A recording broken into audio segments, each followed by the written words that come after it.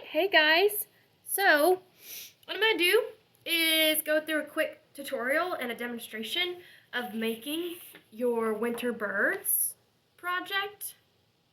Okay? I know it's the last day before school, so those of you who can get it done can, try and get it done. And those of you who are just too swamped to do it, I understand. Just try your best, and let me know if you have any problems getting it done, okay? So this took me about, not even 20 to 30 minutes to do. So it's a pretty quick activity. And so what I'm going to do is I'm going to show you guys all the way through how to do your backgrounds with the birch trees and how to do your bird and the branches and the snow for the whole thing. Okay?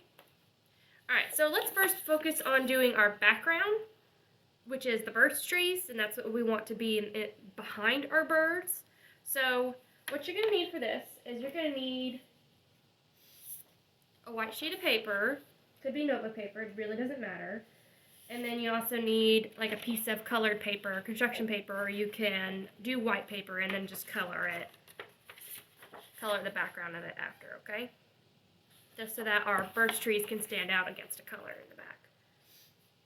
Alright, and you also need something black, like a crayon or a marker, or you can even use paint to do the texture of what you see in the birch trees here. Okay, so that texture is like that rough, bumpy texture. That texture is the way that something feels when we touch it. Okay, and so when the actual birch trees feel rough and bumpy. So we're trying to create that texture with these thick and thin black lines all over our birch trees. Alright, so first, I'm going to set aside my construction paper and I'm going to grab my white piece of paper.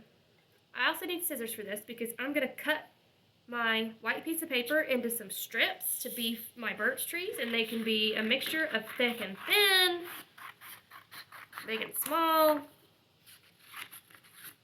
maybe some kind of get diagonal, like thick at the top and thin at the bottom. Okay, maybe there's some parts of it that's curvy and some parts of it that's straight. See how I'm not really even caring how much. I'm just making sure I am cutting some strips. And you're probably not going to use all of these, but pick some out that you like and that you think you want to do your birch trees with. And on your paper, I'd say a good rule of thumb, it depends on how many you want, but like at least 2 or 3. But if you want to do more than that, go for it. Alright, so, sorry, I'm shaking. I need to move something. There we go. Alright, now that shouldn't be so wobbly. Okay, so what we want to do first with these are create the texture of the birch trees. Now, you can do it with a mixture of markers and crayons or paint. So, like the markers can create on the side of the marker that thick black edge for the lines. And you just go back and forth. You want to go this way, not up and down. Okay, and create some thick black lines and then some thin black lines. Just going across. Okay, and just fill up your whole strips with a mixture of those thin and thick black lines. So you can do a mixture of going like 1, 2, 3 with the little thin ones, and then doing like on the sides or the edges, like the thick ones, like that. So doing that here.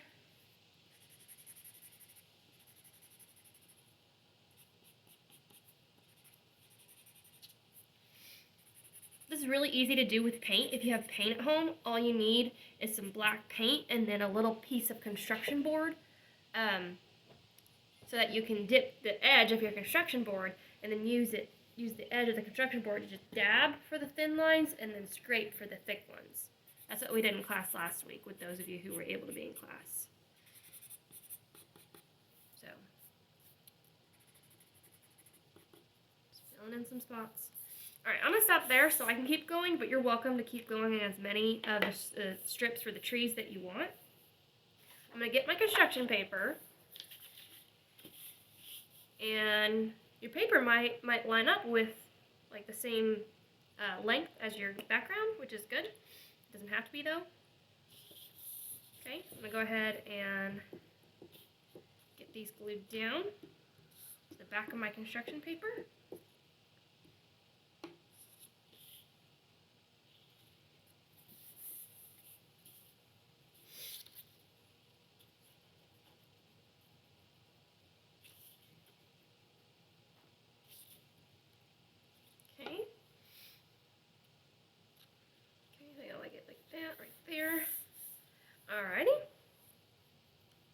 They stand out really well against that teal color.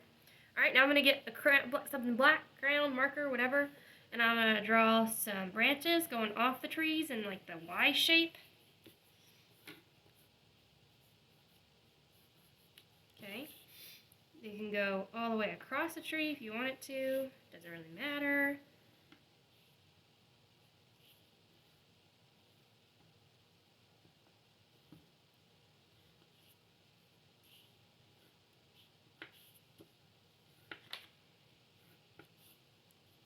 Okay. And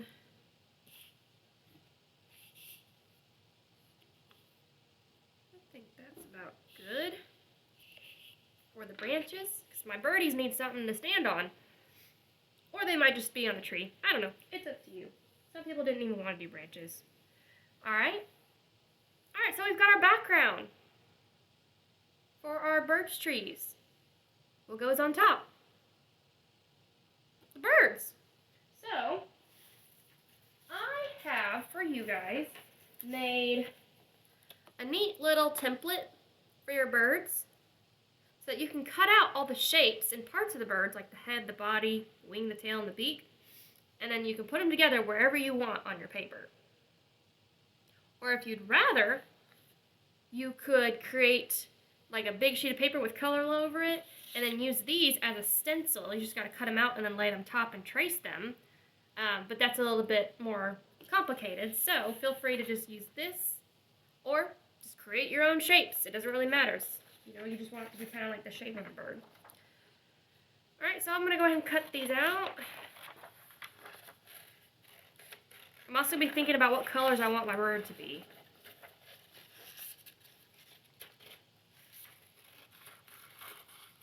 Cutting these out does not have to be perfect. Alright, I'm going to attach this PDF as well into Class Dojo for you guys, so feel free to use. Feel free to use it to print off or to trace on your screen over a piece of paper. If you put a white piece of paper over a computer screen, the light should help it shine through so that you can see the black lines and trace.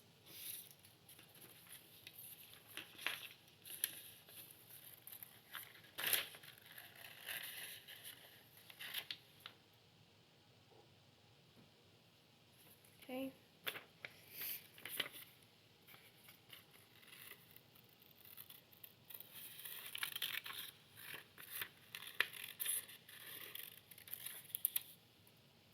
And last I have the beak. I'm going to put some of these to the side so that I have room.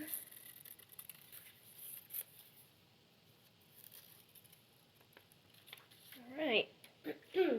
So, what I'm going to think about is the color of my bird. And I can make all the body parts different colors. It's fine. I think I'm going to go ahead and set my background on the side here. Lay my bird down.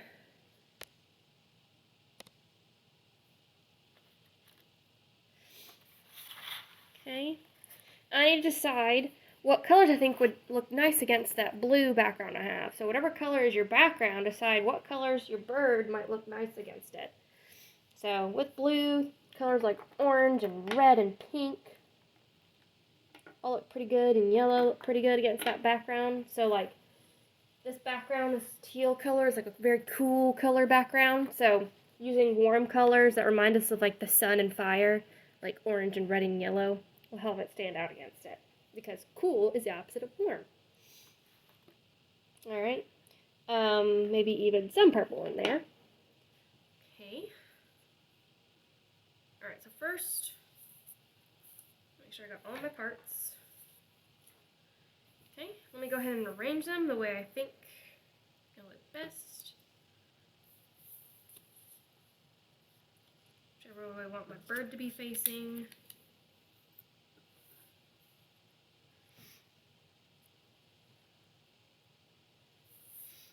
There's a tail.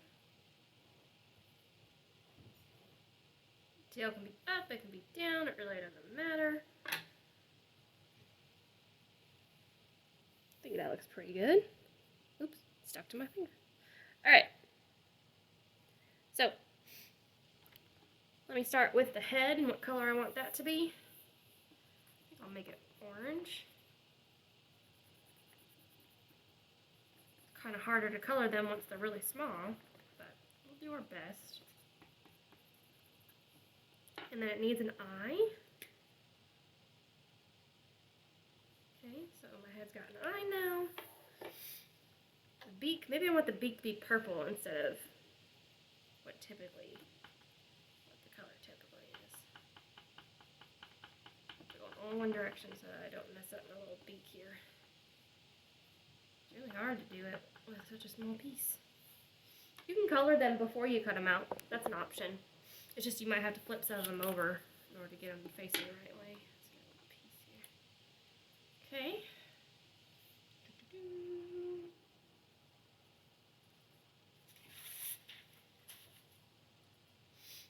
Let's get that red.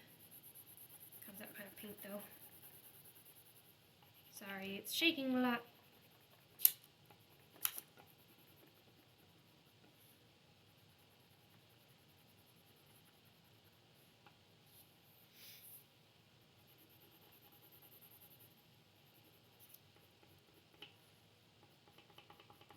If I want, I can have the whole body be this like reddish pink color while the head is orange and the beak is purple. I mean, it's totally up to you. Okay. Now I can go back with like a dark color and do some cool textures for my bird.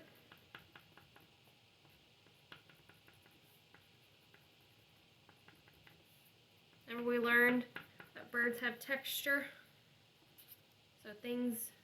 So the way something feels, you use like lines to do that. Create the bird, textures of the bird. Alright. Alright. Time to glue.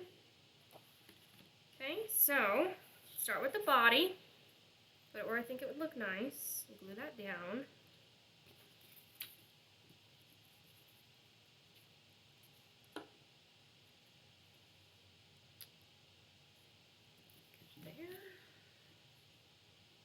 Do the head next.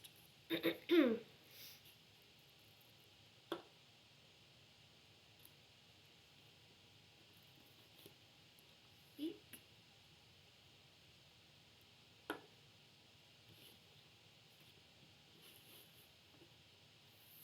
Tail.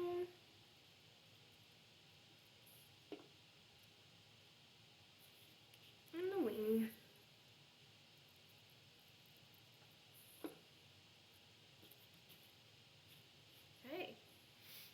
Alright, so last thing I'm missing is some legs for the bird. Might want to draw like another branch for it to stand on there, right in the middle. And I want to trace that beak so that it stands out against that white pretty well. I can also trace the body. Just kind of make everything bold so we know where things start and where things stop. Okay. Alright. And then if you have like a white crowns work really well, or colored pencils to draw your snow, like little dots in the back. If you have white paint, that works great because then it can go over everything. It even looks like it's in front of the bird. See, if I do white on top of the bird, it doesn't really show up, but if you have like white paint, that'll work really well. I'm just gonna do little snowflakes all in the background to make my winter bird look like it's in the snow. And how do birds know when it's going to snow? Well, they know from it gets cold, from the weather. They know from things like food. Some of their food sources aren't there anymore. Like seeds are all gone. We learned that from the book Snowballs. Alright. And there we go. That is how you do the Winter Birds project with nothing but crayons, colored pencils, markers, construction paper, and paper. And you feel free to do more than one bird if you want more than one bird. If you think your bird is lonely and needs a friend, then make him another little one. And glue it on. Alright? Alright guys, these have looked so great so far of what I've seen you guys do of these. And so if you do finish it and happen to complete it, send it to me. Send me a picture. You can send it to me in Class Dojo, or you can send it to my email at leffler_rachel@hcde.org. And I can't wait to see them. Bye, guys.